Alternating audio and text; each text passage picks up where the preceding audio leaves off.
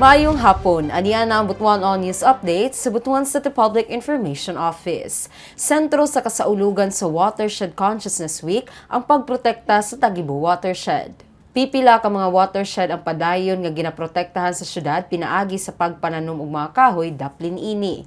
Apan ang gihatagan og sentro sa selebrasyon mao ang pagprotekta sa Tagibo Watershed nga mao'y tinubdan sa potable water sa tibuok syudad. Daghan nga mga aktibidad ang giandam katambayayong ang managlahing government agency o private sectors ang mahiusa sa pagprotekta sa watershed. Ang pagsaulog sa Watershed Consciousness Week subay sa Watershed Code of Butuan City sa katuyuan nga mapasayod ang katawhan sa syudad sa Butuan sa dili pagpamutol og kahoy ug paghugaw-hugaw sa mga watershed sa syudad, labi na ang Tagibo Watershed tungod kini ang naghatag og kinabuhi sa katawhan.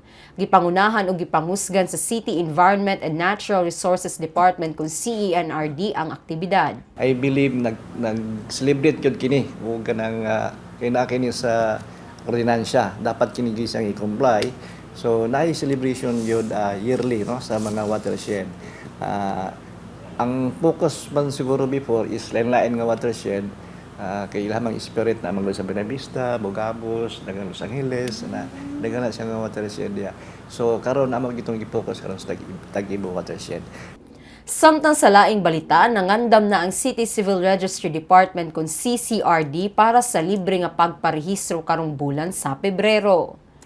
Ang nasangpit nga aktibidad subay sa kasaulugan sa Civil Registration Month matag bulan sa Pebrero ug pagsunod sa nasulti nga balaod ilawom sa SP Ordinance No. 4427-2014. Tumong sa libre nga rehistrasyon nga marehistro ang mga individual nga wala pa na rehistro timely man o delayed registration. Ang tumong gid aning balaod or ordinansa nga maghatag og free birth registration kay nakita sa atong konseho sa una nga daghan pa gyud ang wala pa marehistro. In fact, karon nga bisag dili siya